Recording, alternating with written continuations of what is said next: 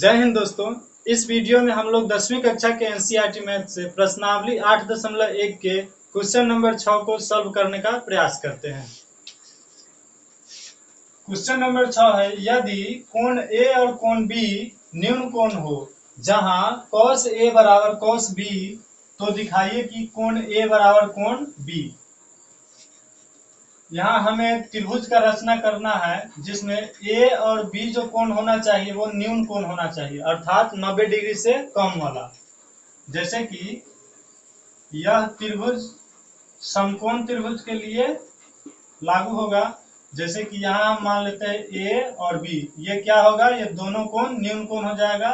और ये तीसरा जिसे मानेंगे सी, ये हो जाएगा 90 डिग्री का।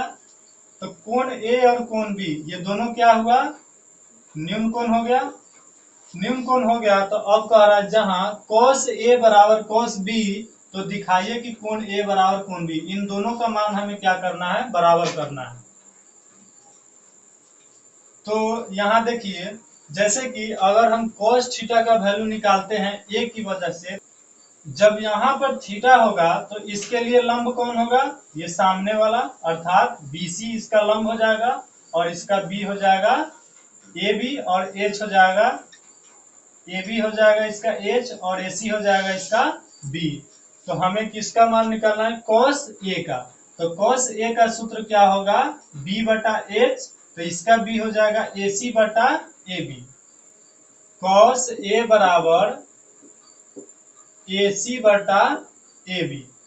इसके लिए लंब हुआ ये, तो इसका आधार हो गया, अर्थात आधार बटा कर्ण इसका हो गया।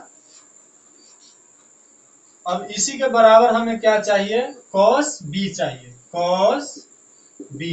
तो अब इसके लिए अब cos निकालेंगे तो इसका लंब ये सामने वाला हो जाएगा। तो B कौन हुआ, BC बटा AB हो जाएगा, BC बटा AB। अब चूंकि ये दोनों आपस में बराबर है तो इसको भी आपस में बराबर करते हैं। AC बटा AB बराबर BC बटा AB।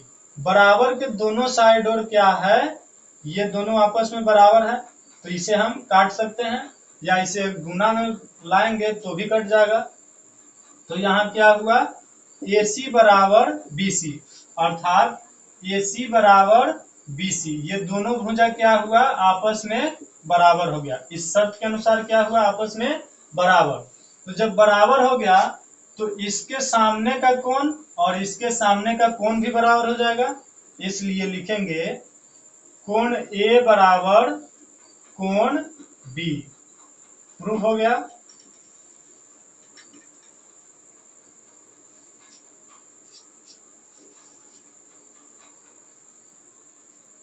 आशा करता हूं आप समझ गए होंगे।